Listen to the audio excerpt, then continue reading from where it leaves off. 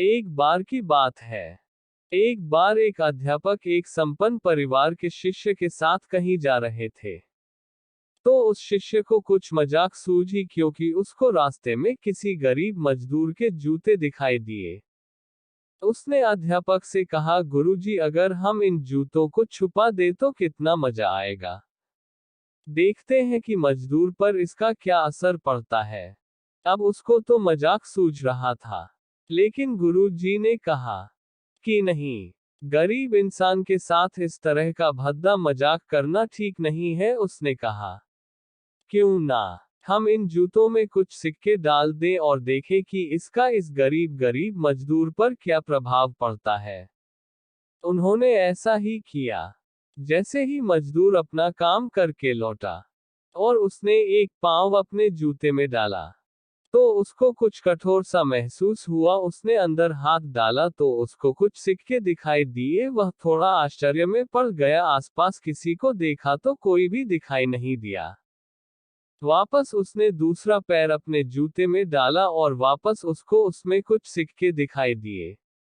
अब दोनों जूतों के सिक्कों को उसने अपने हाथों में रखा और प्रभु की तरफ इशारा किया, है प्रभु, पता नहीं किस भले मानुष ने यह सिक्के मेरे जूतों में छुपाए हैं, लेकिन जिसने भी छुपाए हैं उसको मेरी दुआ है ताकि इन पैसों से मैं अपने बच्चों और पत्नी के लिए कुछ खाना और दवाएं ला सकूंगा। और इतना बोलकर वह चला गया। इस बात को शिष्य और अध्यापक दोनों सुन रहे थे। अब अध्यापक ने शिष्य से पूछा कि अब तुम मुझे बताओ कि तुम्हें कैसा महसूस हुआ, तुम्हारी पहले वाली मजाक या मेरा यह तरीका। तो उसने कहा कि गुरुजी, मैं आपसे क्षमा चाहता हूँ। अब मुझे समझ आ गया है कि सच्ची खुशी किस चीज में है। जब हम किसी की मजाक उड़ाते हैं तो हमें कुछ पल का आनंद मिलता है, लेकिन इससे हमें बद्दुआ मिलती है। लेकिन अगर हम किसी की मुश्किल परिस्थिति में मदद करते हैं और जिसकी भी हम मदद करते हैं उसको भी नहीं पता कि हमने उसकी मदद की है, लेकिन अंदर ही अंदर हमें पता है कि हमने उस इंसान की मदद की है।